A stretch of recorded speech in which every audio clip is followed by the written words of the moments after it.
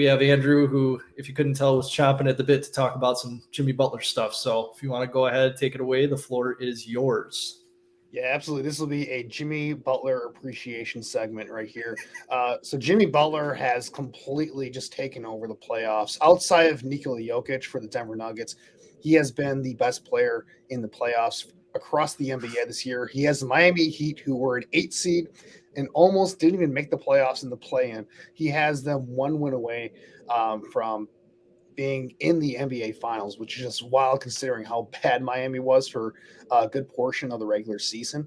But man, Jimmy Butler has been a killer in this playoffs. So you look at his regular season stats this year. He was averaging 23 points a game, 6 rebounds a game, 5 assists on about 64% true shooting, which for those who don't know, true shooting is a better measurement to kind of measure all around shooting efficiency for a player and scoring efficiency.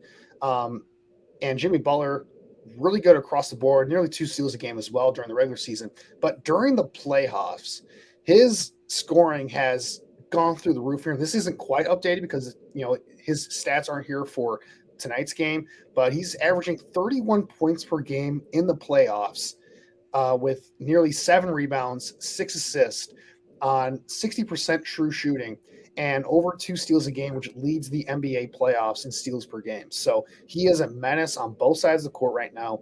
And how many iconic moments has he had throughout the course of these playoffs? Like first against the Bucks, with that incredible shot to send that game to overtime, where they kind of had that out of bounds play. They lobbed it up to him. Did a little bit of a push off on the Bucks player, but tipped the ball in for that incredible bucket. And then just completely destroying Grant Williams in the last game against the Celtics, where Grant Williams started talking trash to Jimmy Butler. And if there's any player to poke the bear against, you do not want to do that against Jimmy Butler, man. Like, come on. Like, you got to have a little bit more self-awareness there, Grant Williams. That was not a great job by him.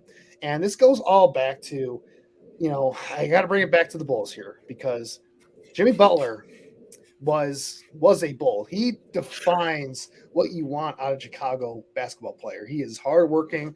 He's gritty. He's a tough-nosed guy. He is a guy who's not afraid to get in your face. He's not afraid of the moment. He is everything that Chicago represents, I think, or at least what Chicago fans want their stars to represent for their city. And the Bulls traded him away for a really underwhelming package. At the time, they traded away for Chris Dunn, Zach LaVine, who has turned into a low-level all-star player, I'll give him that, and a first-round, pick swap, essentially, which turned into Larry Markkinen, who's a good player, but not in the Bulls anymore, essentially. So they basically just got Zach LaVine out of Jimmy Butler, which is a pretty underwhelming haul considering what NBA star players are traded for right now, and what Jimmy Butler is proving in spite of the Chicago Bulls organization, or I guess to spite the Chicago Bulls organization, who did not commit to Jimmy Butler. He's proving that despite not having a second star in the Heat, despite having, I think the Bulls have, or the Heat have, I have to wrap it up here, but Heat have 7 undrafted players in their lineup right now on their roster. He's proof that if you have an organization and leadership, from ownership to the GM to the head coach, that are committed to winning and aren't afraid to be challenged by their star player who's going to push them every single day, that you can have you can build a great team with Jimmy Butler as your star player. And the Bulls did not recognize that. Garpax were a bunch of cowards. Reinsdorf was a cheapskate for not wanting to pay Jimmy Butler the max. And the only reason why they traded Jimmy Butler was because Reinsdorf was cheap, did not want to pay the max.